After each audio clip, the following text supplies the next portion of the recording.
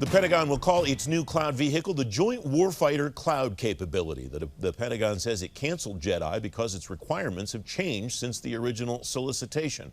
Jack Wilmer's Chief Executive Officer at Core Force. He's former Deputy CIO for cybersecurity and Chief Information Security Officer at the Pentagon. Jack, welcome. It's good to see you. What's your reaction to what we learned yesterday about the cancellation of the JEDI contract?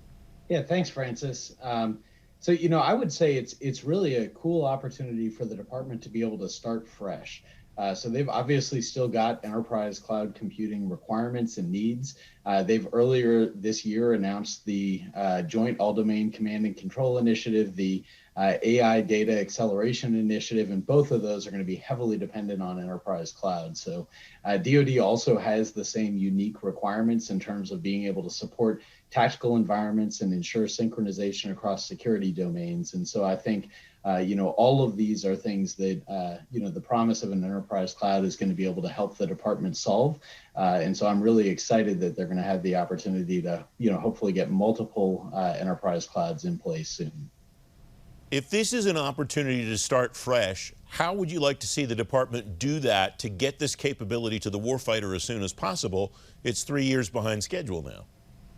Yeah, I think it's a really good point. And, the good news is, though this procurement is 3 years behind schedule, the department has still been able to make pretty substantial progress in the past 3 years. And so when you look at things like the CVR that was rolled out during the pandemic that's evolved into DoD 365, many of the challenges that the department set out to address with JEDI are things that they've actually been able to solve through the rollout of these other enterprise cloud capabilities. And so obviously an infrastructure cloud is a very different thing than a managed service in terms of something like DoD 365.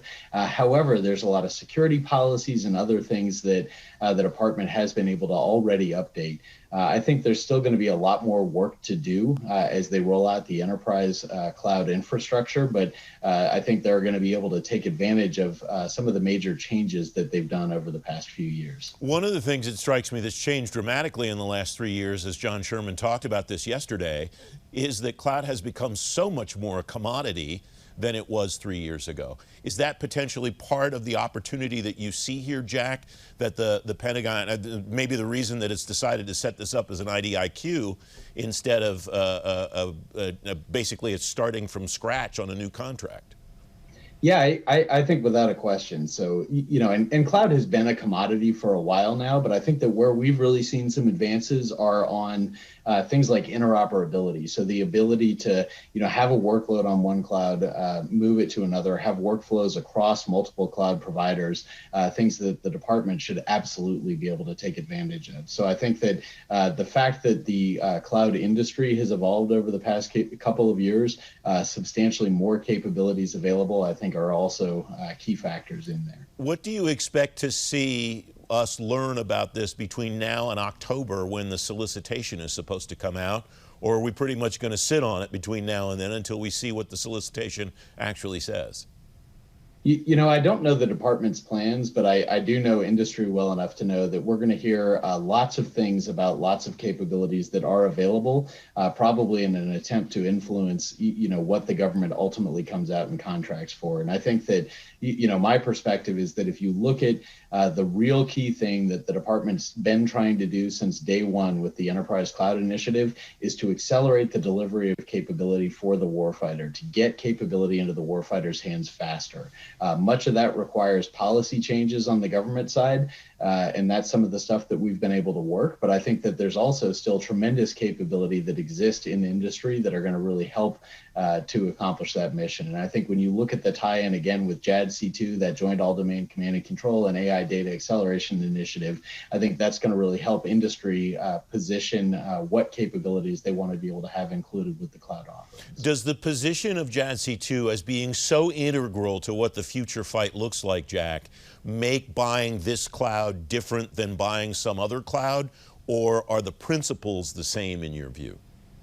Yeah, I would say there's some differences, but the principles are generally the same. So, the way that I look at it, DoD has had an urgent need for this cloud for a number of years now, and I think that the focus on JADC2 just even amplifies more what that urgent need is. I think in terms of the JADC2 focus, a lot of the emphasis has got to be on understanding that we're not going to be able to take all the data that's required for that environment and push it back to CONUS. It really is all about the data. It's about enabling the processing of that data, the analytics, the types of things that we can run on top of that to happen closer to where the data is. And so I think that some of those principles are the things that are driving the department's analysis of, even across all the hyperscale providers that exist, which are the clouds that are going to be best enable the department to be able to work in that construct. It's interesting that you mentioned the CONUS versus OCONUS, because when the OCONUS cloud strategy came out a couple of weeks ago,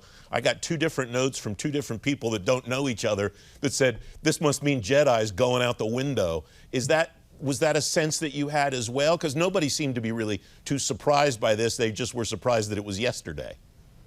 Yeah, I think, the way that I look at it is it has been kind of building to that. And at the end of the day, what's most important is that the department get in as expeditious of a manner as possible an enterprise cloud capability in place. And I think that what you've seen is the news building from the announcement of JADC2, the initiation of the AI Data Acceleration Initiative, a number of other mission capabilities that are dependent on an enterprise cloud.